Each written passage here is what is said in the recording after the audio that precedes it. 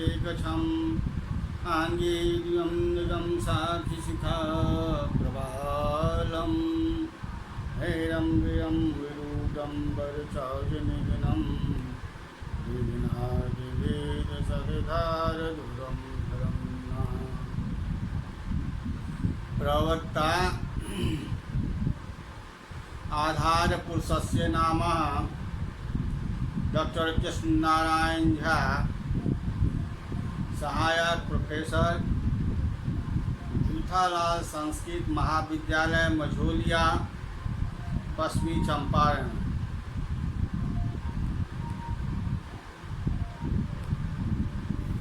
आज का कक्षा है शास्त्री प्रतिष्ठा तृतीय खंड में अनिवार्य प्रथम पत्र। इसमें निर्धारित पुस्तक का नाम है संस्कृत वाङ्मय का इतिहास, जो अनिवार्य प्रथम पत्र के रूप में विश्वविद्यालय द्वारा 100 अंक की निर्धारित की गई है। आज का विषय है, शीर्षक है आयुर्वेद साहित्य। आयुर्वेद साहित्य में अन्य चिकित्साओं पर आयुर्वेद का प्रभाव। आयुर्वेद साहित्य के बारे में मैंने अब तक व्याख्यान दे चुके हैं।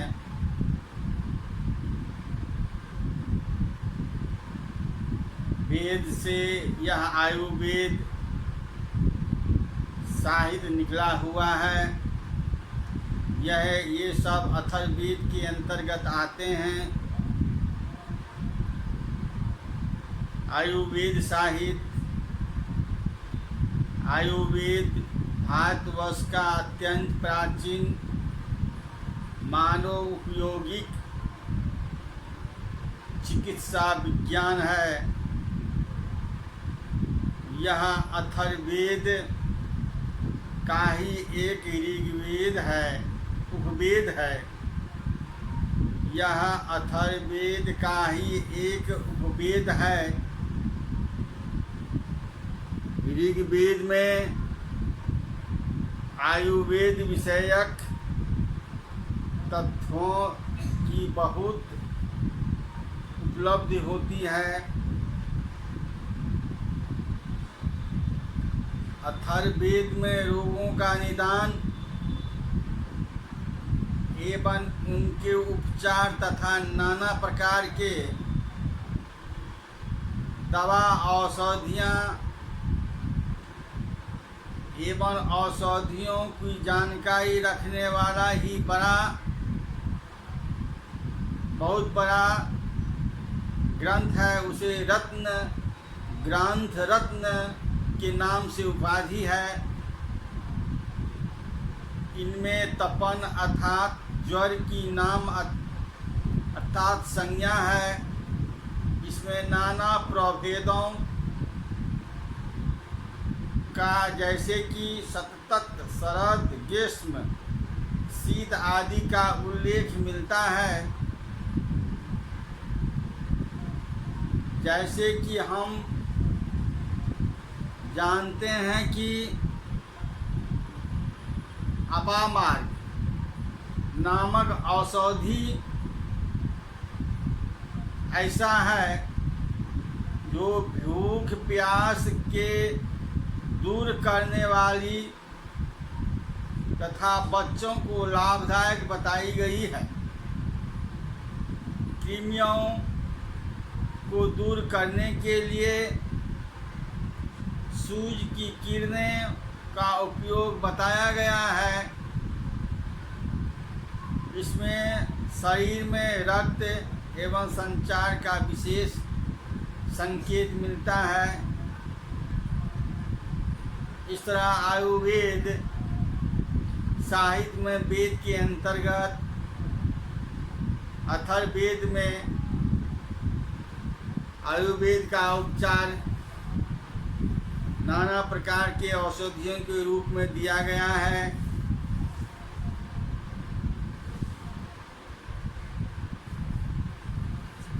आज का विषय के रूप में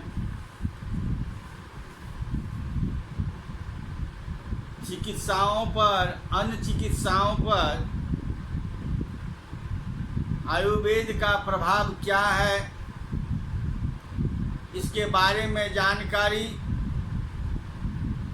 हम दे रहे हैं टिप्पणी के रूप में। आशा करते हैं हम सभी छात्रों को यह उपयोगी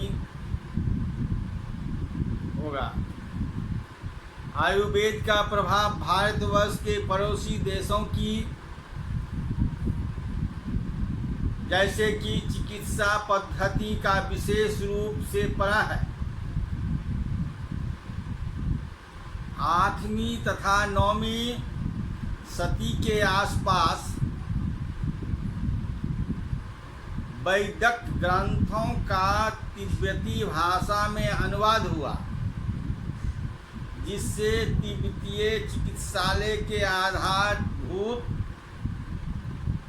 ग्रंथ संस्कृत से ही है। त्रिदोष की कल्पना, गोश्रृंग का रक्त मोक्षण के लिए उपयोग,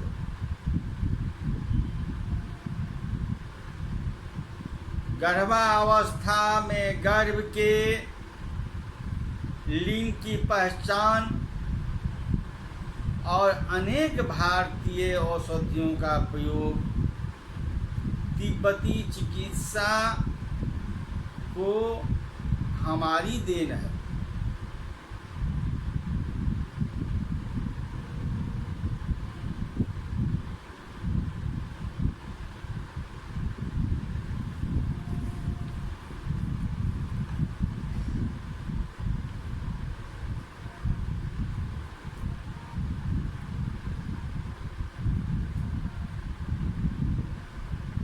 तिब्बत से पहले लंका में आयुर्वेद ने बौद्ध धर्म के साथ साथ प्रवेश किया और सिंहल के वैदिक ग्रंथ संस्कृत ग्रंथों के आधार पर विकसित है। पूर्वी द्वीप समूह में भी भारतीय संस्कृत के प्रचार के साथ साथ आयुर्वेद ने प्रवेश किया। सुश्रुत की प्रसिद्ध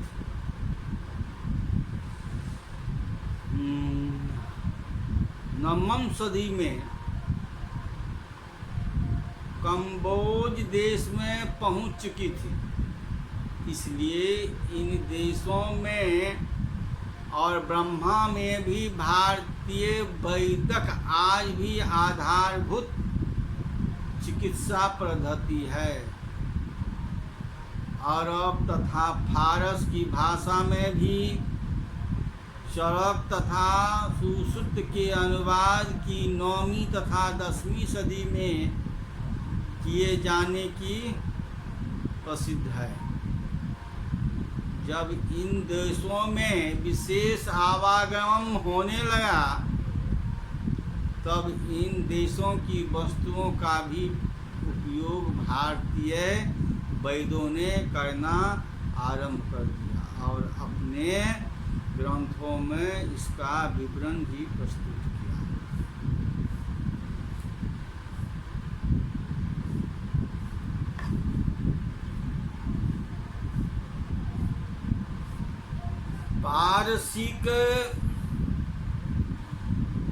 पारसिक जवान का प्रयोग सिद्ध योगों में किया जाने लगा। योग वर्तमान में रामदेव बाबा योग करते हैं, तो फारसी में जवान का प्रयोग सिद्ध रोगों में किया जाने लगा। हींग का उपयोग तो दवा के लिए बहुत पहले से भारत में होता आया है।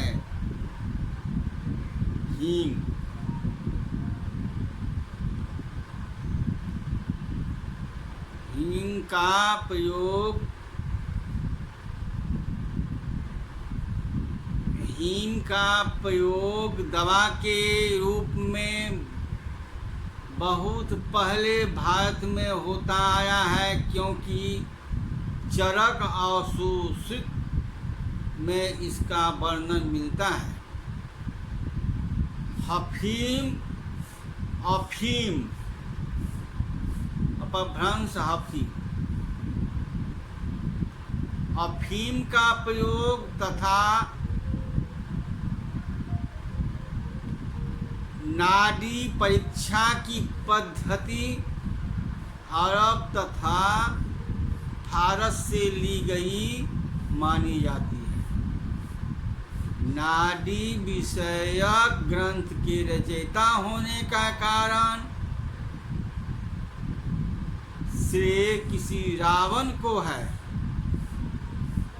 और वह निर्देश भी शायद बाहरी प्रभाव का द्योतक हो सकता है, परंतु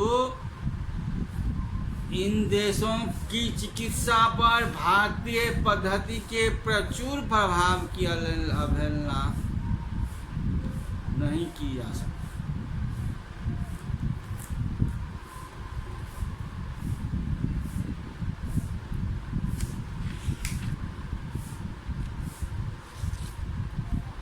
अब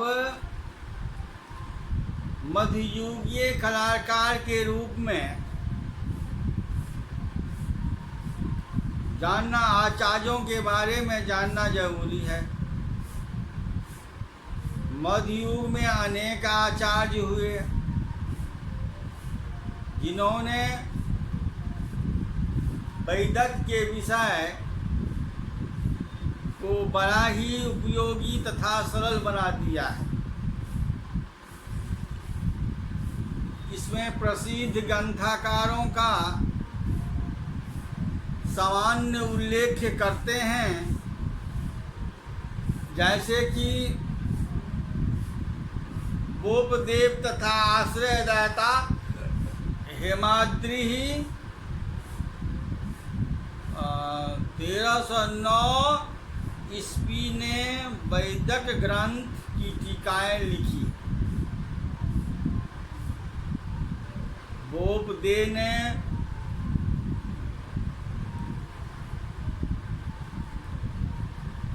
सांगधर पद्धति तथा हेमाद्रि ने बागभट्ट के अष्टांग हृदय पर, बोपदेव ने शतश्लोकी की नामक ग्रंथ एवं पूर्णवटी आदि का विशेष विवरण प्रस्तुत किया है। मुगल कालीन ग्रंथकारों में भाव मिश्रण की गणना की जाती है। इनका ग्रंथ भाव प्रकाश विस्तृत तथा लोकप्रिय ग्रंथ है। इसमें गर्मी, सुजाग रोग का उल्लेख फिरंग रोग के नाम से है, जो यूरोपीय लोगों के संपर्क में आने पर इस देश में भी प्रथम बार आया। इनकी दवा कवावा चीनी तथा शीतल चीनी है,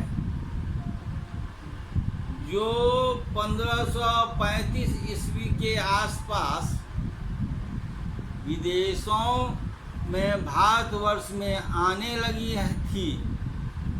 फलतः भाव प्रकाशन लगभग 16 16वीं शती की रचना है। इस ग्रंथ में सांगधर संहिता के योग मिलते, अतः भावमिश्र सांगधर से अर्वाचीन है अर्थात पुरानी है। इस ग्रंथ में 3 खंड हैं। पूर्व खंड में आयुर्वेद की उत्पत्ति है, गर्भ रचना है, शरीर विज्ञान है, कौमारी भीत तथा निर्घंटु का वर्णन है। मध्य खंड में निदान तथा चिकित्सा की विवेचना है। उत्तरखंड में बीजाकरण और अल्वेह दिए गए हैं। भाव प्रकाश का निर्घंटु वाला अध्याय बहुत ही व्यापक और उपयोगी है। इसी युग में पद्धति पर निर्मित एक अन्य ग्रंथ है जिसे हम कहते हैं तोडरानंद अर्थात आयुर्वेद साक्ष्य, जिसको अकबर के समय में राजस्व मंत्री प्रसिद्ध तोमरमल ने विद्वानों के द्वारा बनवाया था। तोमरमल हिंदुत्व के विशेष अभिमानी थे। इनकी प्रेरणा से लिखा गया तोडरानंद नामक स्मृति ग्रंथ इसका स्पष्ट प्रमाण है। लोलंबी राज का वैद्य जीवन साहित्य की सरस शैली में आयुर्वेद का वर्णन है। इसमें अनुभूत योगों का संग्रह है। ग्रंथ का रचना काल लगभग 17वीं सदी है। माधव का आयुर्वेद प्रकाश लगभग 1786 और योगा तरंगी 1761 ईस्वी माने जाते हैं। गोविंद दास की जन्य रत्नावली जो उत्तम योगों का संग्रह होने से आज भी लोकप्रिय है। ये सब ग्रंथ 18वीं सदी की कृतियां हैं और इस बात का साक्षात उपस्थित करती है कि आयुर्वेद की प्रभा इस विकट परिस्थिति में भी छीन नहीं हुई है। इसका अध्ययन अध्यापन चलता ही रहा है।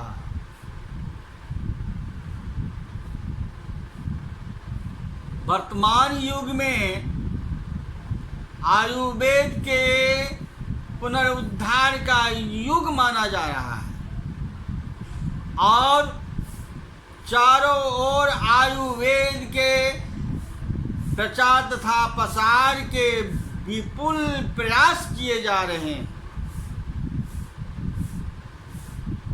एलोपैथिक चिकित्सा का इतना प्रभाव है कि आयुर्वेद के ऊपर अपना प्रभाव जमाए रखे।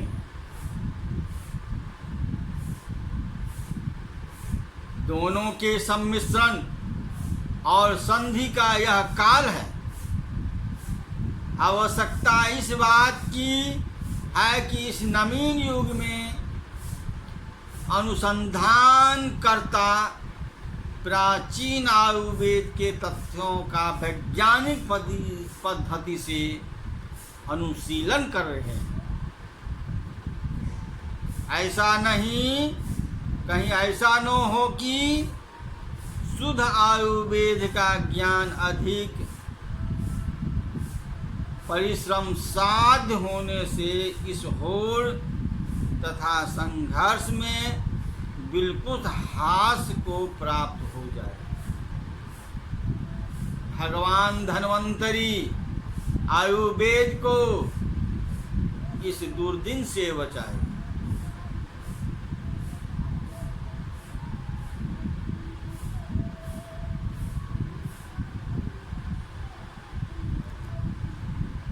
भारतीय तथा यूनानी पाश्चात्य विद्वानों ने भारतीय चिकित्सा तथा यूनानी चिकित्सा के साम्य तथा वैषम्य का पर्याप्त विवेचन किए हैं।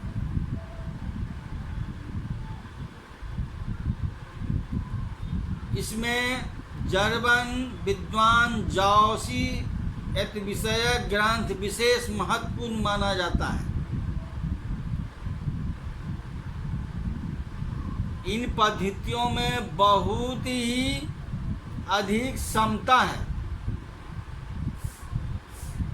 जैसे वात पित्त कफ, वात पित्त कफ अर्थात त्रिदोष का सिद्धांत दोनों देशों में मिलता है। इनके समन्वय रहने पर स्वस्थ है तथा समन्वय न होने पर रोग होता है। ज्वर तथा अन्य व्याधियों की 3 स्थितियां मानी जाती है। चरक में ज्वर का पूर्व, ज्वर का अधिष्ठान तथा ज्वर का प्रत्यामिक लिंग अथवा ज्वर की अवस्था, पच्यपमान अवस्था तथा पक्वावस्था का वर्णन मिलता है। इस प्रकार यूनानी चिकित्सकों में इनके सूचक 3 शब्द हैं। औषधियों का शीत तथा उष्ण सूक्ष्म तथा स्निग्ध रूप में विभाजन है। विरोधियों द्रव्यों का प्रयोग रोम के उपशम के लिए दोनों को अभीष्ट है।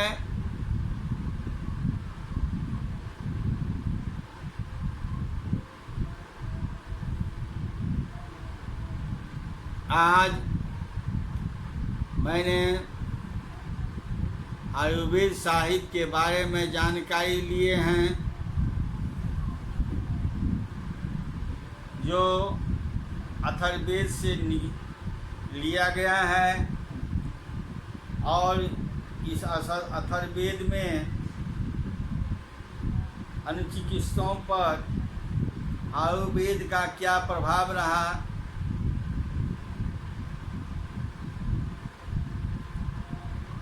इस सब के बारे में अभी जानकारी प्राप्त किए हैं। अगले कक्षा में हम आपसे फिर मिलेंगे। आज का व्याख्यान हम यहीं समाप्त करते हैं। इति संपूर्ण।